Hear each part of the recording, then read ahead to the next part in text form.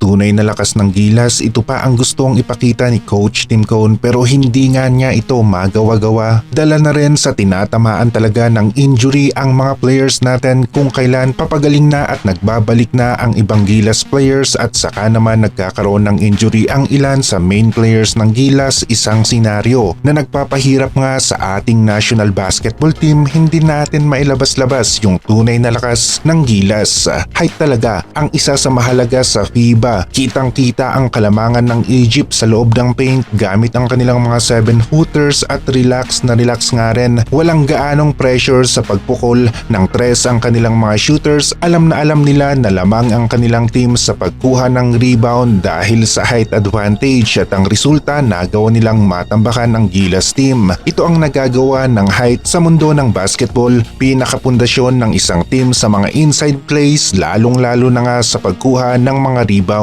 Natapos na nga ang Doha International Cup at nakuha naman ng Gilas ang kanilang gustong mangyari at ito nga ay ang masubukan ang Gilas team na kung saan walang kay Soto at may mga nagbabalik na mga players, AJ Edo at Jamie Malonzo. Nag-uumpisa pa lamang sina AJ Edo at Junmar sa kanilang combo at asahan natin na mas magiging pulido pa nga ang combo plays ng dalawang bigs na ito sa loob ng paint under dito kay Coach Tim Cone habang patuloy na magkasama silang naglalaro sa loob ng basketball court.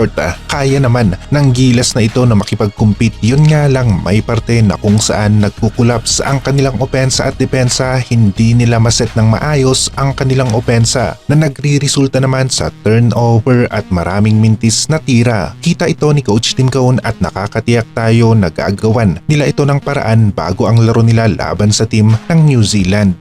Nagsisimula pa lamang na ma-integrate ng maayos sa sistema itong si AJ Edu. Matagal na hindi nakapaglaro sa Gilas at ngayon lang nagsisimulang maka-experience ng sistema ni Coach Tim Cone. Asahan na natin na paulit-ulit na pinapanood ng Gilas ang kanilang laro sa Doha International Cup. Nagkakaroon ng evaluation, tinitignan nila kung saan sila naging malakas at kung saan nagsimulang bumigay nga ang kanilang laro hanggang sa tuluyan silang natambakan. Yung talento ng mga bigs natin, AJ Edu at Junmar, nandun naman, merong rebound at depensa at sa opensa lamang nagkukulang ng konti. Walang mga mabibilis na easy basket kagaya ng nagagawa ni Kai Soto, mga alley-oop plays at sa kada laro ni Kai nasa 4 to 6 points ang nagagawa niyang dagdag puntos mula sa mga alley-oop plays. Iba pa yung tip in at mid-range niya, kaya naman double-double nga ang average ni Kai Soto sa FIBA Asia Cup qualifiers maging sa Japan B1B League. Inaasahan na mag-iiba nga talaga ng konti ang takbo ng laro ng Gilas noong wala si Kai Soto sa lineup dahil kung siya ang nasa loob ng paint, kitang-kita siya ng mga guards natin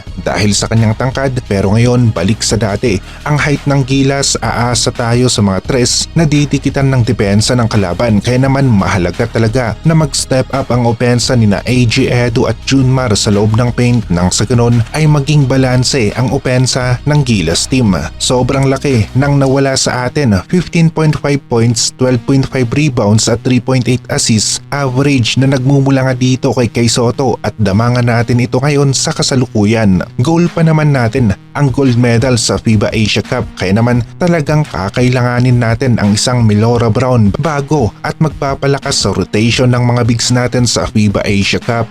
Kung kompleto lang sana ang apat na ito, Kai Soto, AJ Edu, Junmar Fajardo at Melora Brown, isang 7'3", 6'11 at dalawang 6'10", sigurado na magiging malakas ang inside plays natin. Kada palitan malakas ang laro ng mga bigs natin at walang pressure. Sa shooters natin, alam nila na merong sasalo sa rebound kapag hindi pumasok ang kanilang tira. Mabuti na lamang at ginawa ng SBP ang kanilang trabaho. May kasiguraduhan na makakapaglaro si Melora Brown para sa Gilas team sa FIBA Asia Cup at may sapat na oras ang Gilas para makapag-ensayo ng husto kasama itong si QMB para sa paparating na FIBA Asia Cup.